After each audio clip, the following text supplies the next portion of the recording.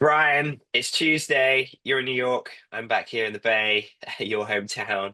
Uh, it's a big day for you, Brian. What's Dude, happened? If those of you that don't know, Brian is the CEO and founder of Work Forward, but now he's also the publisher of something else as well on top. What's happened, Brian? I am the publisher of Flex Index, the leading global source of workplace policy around flexibility in the workplace. So, yeah, kind of a big day. We also dropped the first Flex report on trends in workplace policies around flexibility today at the same time. It's the first report in 6 months. So, good to sort of catch up with sort of reality of what's actually going on out there versus the headlines. Oh, congrats on it, Thank you. Brian. You've been on the pulse for so long now. You literally own the pulse as well. So that's There's a super little cool bit of that. Yeah, a little to bit of that. have as well.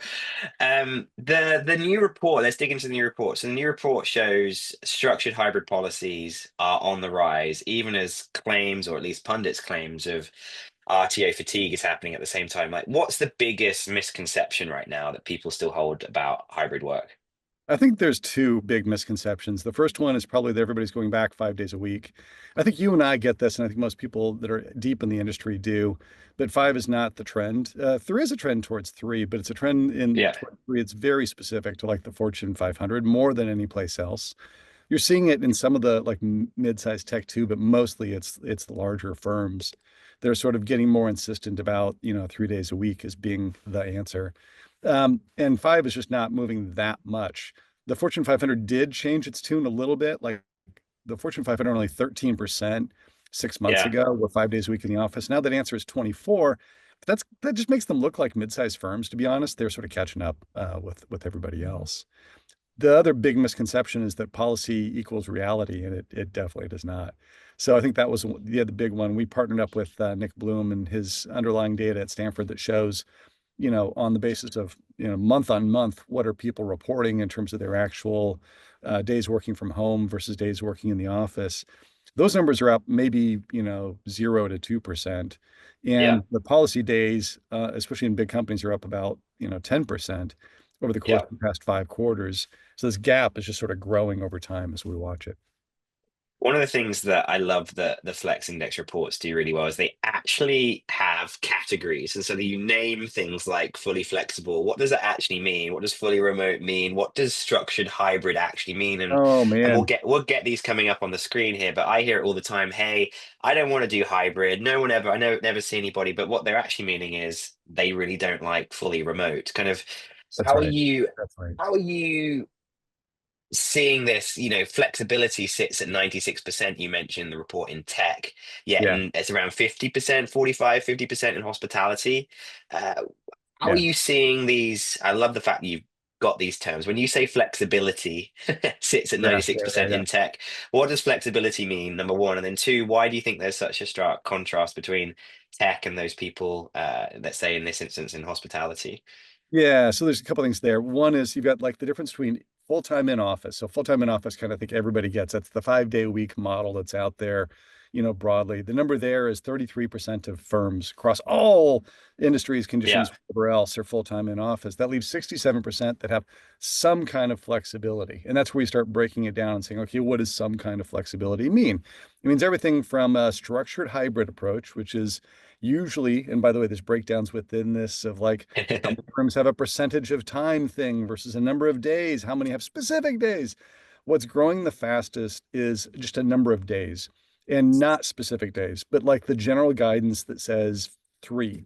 And three, by the way, is the most popular number within that. So you got Mm, structured hybrid, which is the biggest chunk of that 67% at 43% overall, sits there, right? Not that many firms. Matter of fact, specific days is going down over time. yeah. Um, Interesting. yeah, that's been a kind of a continual trend. I think people have largely figured out that's just trying to put too much specific structure, especially on large organizations that are complex, and like it's sort of a silly answer in some ways. Yeah, how does that work? If you're a, let's just say, mid-level employee, you're traveling between offices, let's say, and Right. but you're traveling on a Tuesday, which isn't your in-office day. Do you still have to come in on your other in-office day? Like, there's so many different variants, Yeah. right? By the way, the odds are you're not because that's just not going to happen, right? Like let's you're trying to if you're trying to then do scorecard and like get yourself in, almost no one is actually doing that at the end of the day.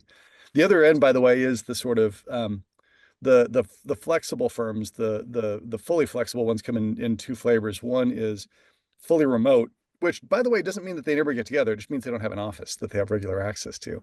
Matter of fact, even in some of those firms, what they do is they give you a WeWork badge if you want access to a flex space. They just have a WeWork Sure. space that's a regular space. And then you Yeah. get and that's the one that's probably, especially in big firms, shrinking the most. And by the way, there's nobody in the Fortune 500 that does that, but there are firms in the next category, which is employee choice. And employee Right. choice is Atlassian, right? Employee choice is Zillow, employee choice is PagerDuty, places where they do have offices. And it's up to Airbnb. yeah, it's up to the employee and the team to figure out how often do we come in. There's no like thou shalt hit X number of days type of thing that's going on. Those programs still remain really popular in sub 5,000 person tech firms, in sub $5,000, Mm. sub 5,000 employee firms, period.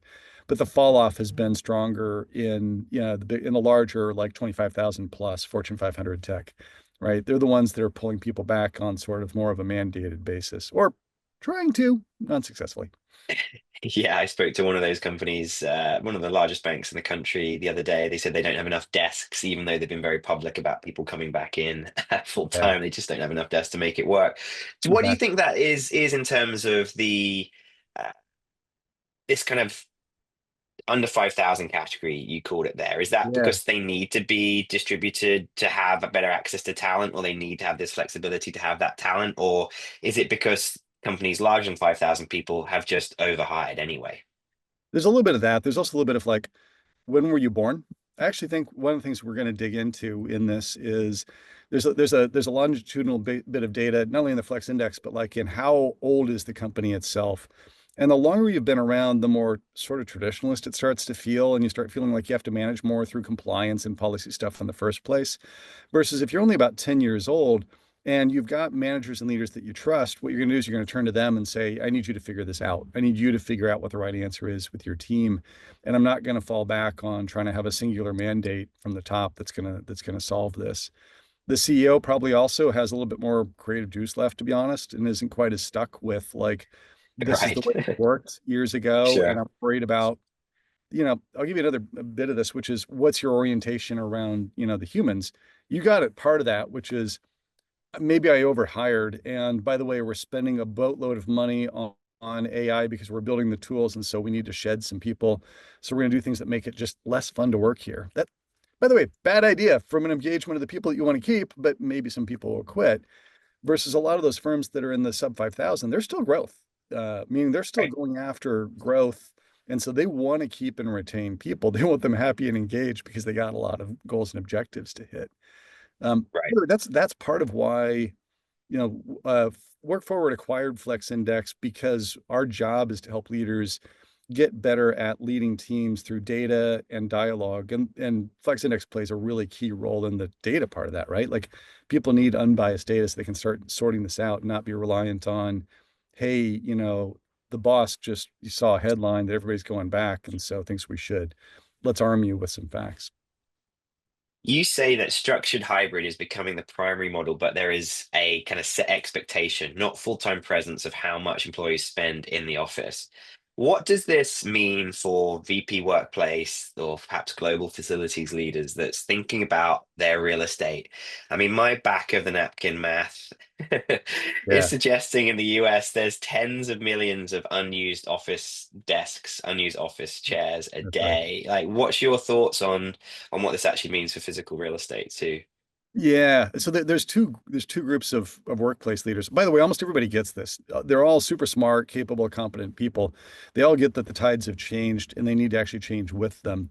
You have the people in the one camp that are like, our leadership is aligned. By the way, they can be aligned in any given direction, but they're aligned. So like the Sure. team at Genentech is very aligned from the top to the bottom about like, here's what we're going to do and here's how we're going to do it in terms of leveraging workplaces as places to drive everything they need to do from an R&D perspective to sales. There are lots of firms in tech where they're pretty aligned too, right? Like I did a story about the folks at PagerDuty that have basically moved forward and done experimentation through adjustmts. So took the Yeah. Toronto office, which they shrunk by 60% the square foot, got a better quality location out of it, put in, a lot fewer individual seats, a lot more modular space for teams coming together. And when they need excess space because they've got a big group coming in, they'll, go get, something on the market to take care of that from one of the flex workspace providers. That kind of learning is like, great, now we're going to stamp that out. We're going to do it again in Atlanta. We're going to do it in Lisbon. We're going to do it in New York. We're going to do it every place. You can see the same thing in Atlassian and others where the alignment is there. Then you get the workplace leaders that have been stuck. They get where the market is going. They get that the seats weren't that well utilized even before the pandemic. And what was average 50 to 60% utilization is now 25 to 30. And Yeah. they want to move forward and like shrink space and redesign what's left, but they're dealing with executives. They keep reading the freaking headlines and thinking, well, everybody's coming back, or we're going to get it back, so I'm not going to let you do it. Or the CFO who says, I'm not going to give you the budget for it until we know where we're going. Well, Yeah. hopefully some of this data will help shed light on we're now, 5 years into people pushing on RTO. We're now into a year of like concerted Full effort. on. Yeah. The market for jobs is not so good. If there's ever a time when you're actually going to get people back to that, 60% capacity of seats utilized number would have been the past 6 months, it's just not happening.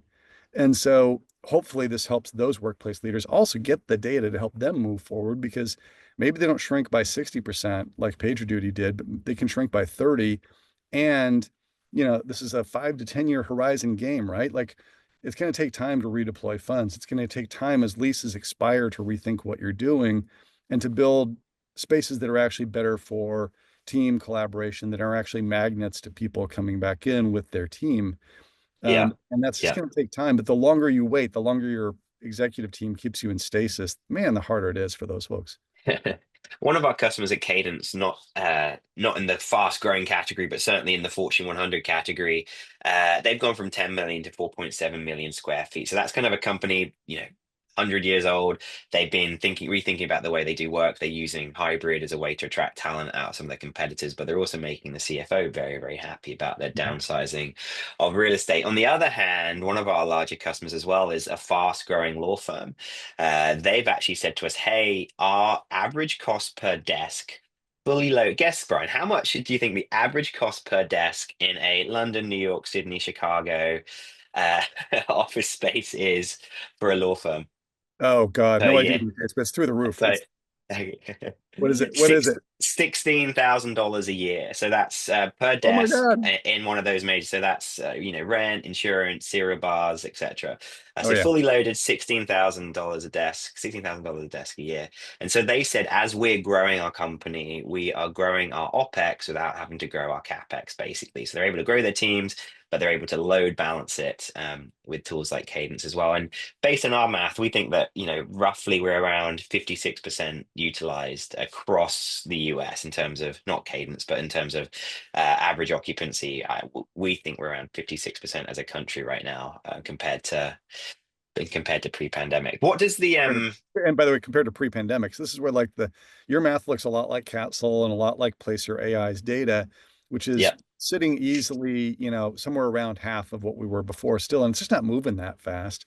And by the way, if we were already at like half of seats utilized on the average day, there's definitely room. I think that's also why, like, if you look at Nick Bloom put out a study where they polled, I think it was like 1,800 senior execs along with the Federal Reserve and asked, are you planning to crank up the RTO demands this year?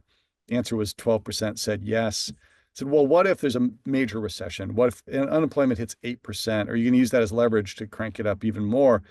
And the answer was not really. 12 went to 14. And by the way, there's 2% that said, no, we'd go the opposite direction. We're going to go more remote. Um, interesting. because they're going to shed office space, right? Like Allstate's public with their data on this. They shed the giant headquarters. They kept 7 US locations. They use liquid space, I believe, for like 25 Okay. regional hubs. And they're saving hundreds of millions of dollars a year. And by the way, they're redoing the space down in Dallas last I saw and heard. So they're building better spaces too, right? So you can both save money and create better outcomes. You got to use technology to do that. You got to use redesign to do that. You got to put some travel funds together. Maybe a small team of 3 or 4 people to help you be good at things like running gatherings for teams, small things like that. So just like how do you've got to take that first step though, which is, hey, it's time to make some changes here. So, Brian, let's leave you with this question. You're the CEO of a 10,000 person firm. You're currently gone about doing this mandate. Let's say you're in 3 days a week is your mandate, and you're getting kind of mediocre engagement from your team. Yeah. What's the first policy you experiment with or run with? The first thing you do is you sit with your own leadership team and go, I know that some of you disagreed with me in the first place. Let's talk about why you disagreed. And my bet is there's at least two voices in that room that say, hey, boss, I disagreed because my teams are distributed around the globe. And actually, this is impeding us because we're spread across time zones, right? Not just city. Right, So right, let it go. And the answer is going to be great. You all are highly paid, capable, competent people that I hired or I have agreed to have in around this table. It's your job to figure this out, not mine. I actually think most CEOs are making the mistake of thinking they're the ones that have to have the answer on this, when I think the right. answers actually belong at least one level below them, if not more than that, more than that. That's why you've got capable, competent executives around the table. Cool. Awesome. Well, we're going to put some links to the Flex Index, the latest report here, and all your work from Work Forward in the comments below. But Brian, Godspeed in New York. Thanks, Dan. Appreciate it. Great talking with you.